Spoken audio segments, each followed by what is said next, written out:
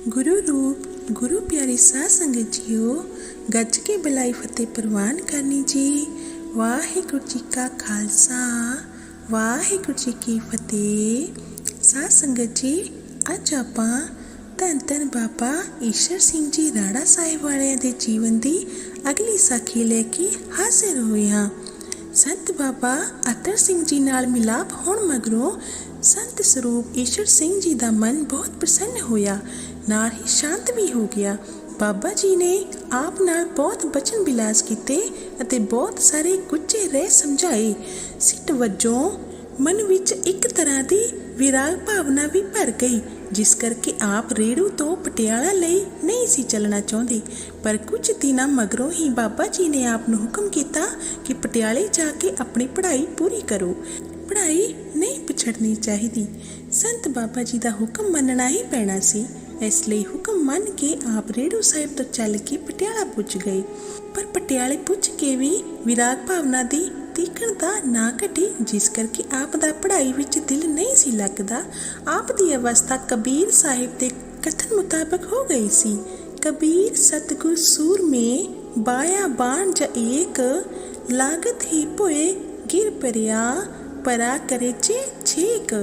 आप दे मन अंदर विराग अते प्रेम दा प्रबल भाव प्रगट हो गया सी अते उस तो छुटकारा मुश्किल सी। पटियाले पुज के आप बिल्कुल ही विरक्त भाव वाले हो गए। ना किसी सहपाठी नाल स्नेह रहा अते ना अध्यापकों का ध्यान रहा। हर वेले नाम सिमरन विच मन लगा रहिंदा। जमात के कमरे विच भी आप दे नेत्र बंद रहिंदे, सुरत जुड़ी रहिंदी अते रात भर जागदियां बीत जाती। आप दी अवस्था का संकेत इलाही बाणी विच भी अंकित है। हो रह न सका बिन देखे पीतमा, मैं नीर वह वह चले जियो।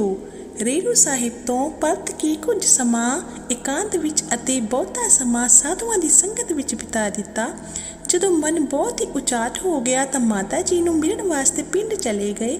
आप दे मन विच सी कि घर बार सब कुछ त्याग कर देना है, पर इस त्याग वास्ते माता दी सहमति अते आग्ञा जरूरी सी। माता की सहमति तो बगैर कुछ नहीं सी हो सकता।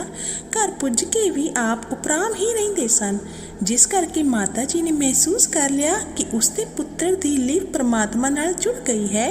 माता नूं भी हर तरह की सोची हो गई सी। संत बाबा मान सिंह जी भेवा वालियां ने अपने एक कीर्तन दरबार विच दस्सिया सी कि जदों संत जी ने माता नूं कहा सी, माता जी मैं संत बनना चाहुंदा हां, तद आप दी माता ते दो तरह का असर होया सी। पहला प्रभाव ये सी कि कोई भी माता अपने पुत्र नूं साधु बन देख के बर्दाश्त नहीं सी कर सकती, इसलिए माता नूं बहुत सदमा पुज्या सी। पुत्र दे साधु बनन दा मतलब सी संसार दे धंधिਆਂ तो हर किस्म दा वैराग अते विरक्त भावना। कोई भी माता अपने पुत्र तो अजिही आस नहीं रख सकती। पर नाल ही माता लई दूजा प्रभाव ये सी कि पुत्र संत पुरख होवेगा तां कुल दा नाम रोशन करेगा, वंश लई आदर मान दा कारण बनेगा। ये 1923 की ही घटना है। इसे साल ही आपने अमृतसर जाके हरमंदिर साहिब विखे कार सेवा की अते रेड़ू साहिब पहुँच के संत बाबा अतर सिंह जी पासों अमृत छक के गुरु वाले बने अते मन विच संत बनन दा संकल्प धारण कर लिया। इस तरह 1923 का वरा संत बाबा ईश्वर सिंह जी के जीवन का एक बहुत ही इतिहासक महत्व वाला वरा सी। दिलचस्प गल यह है कि 1923 विच संत जी की उम्र केवल 18 वरियां दी ही सी। इस उम्र विच ही नौजवान बहुत भावुक अवस्था विचों गुजरते हैं, पर संत ईश्वर सिंह जी बहुत गैर गंभीर सन। घर विच कई दिनों तक विचार वटांदरा हुंदा रहा ते माता अपने पुत्र के मन की अवस्था की थां लैंदी रही। पर जदों उसने महसूस कर लिया कि उसके पुत्र ने साधु वेश धारण करने का संकल्प किया होया है, तद उसने अपने पुत्र नूं मनमर्जी करके संत बनने की आग्ञा दे दी, पर नाल कुछ शर्तां भी रख दित्तियां, जिन्हां दी मर्यादा विच रह के आप निर्मल स्वरूप रह सकते सन। संत बाबा ईश्वर सिंह जी की माता दे कहे हुए शब्दां नूं रूहानी संदेश पुस्तक के करता ने जिस तरह लिखिया है, उन्होंने उसी तरह ही इत्थे पेश किया जा रहा है। माँ ने कहा, लाल जी बेशक मैं नहीं चाहती कि पुत्र मेरे जिउंदे जी अखां तो ओले होवे, पर इस नेक काम वास्ते रोक पाउणी भी ठीक नहीं समझती।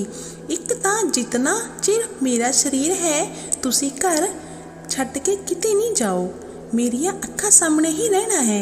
दूजी गल ये है जेकर साधु बनना ही है तां फिर एक वारी कुल दा नाम रोशन कर देना, फकीरी दी चिट्टी चादर नूं दाग ना लग जावे।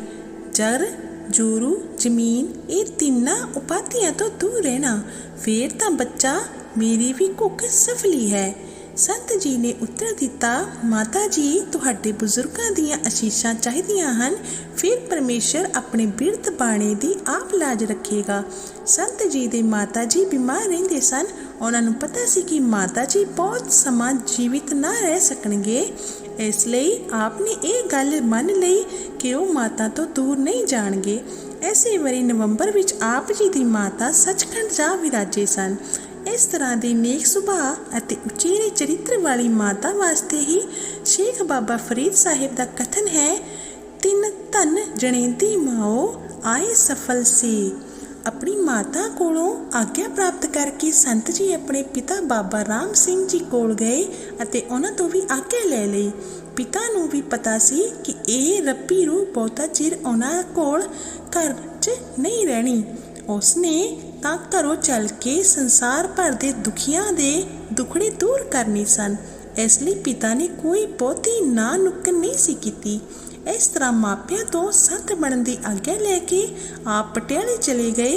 मैट्रिक का इम्तिहान दिता ते नतीजा उड़ीके बगैर ही रेड़ू साहिब संत बाबा आतर सिंह जी के चरणों में पुज गए।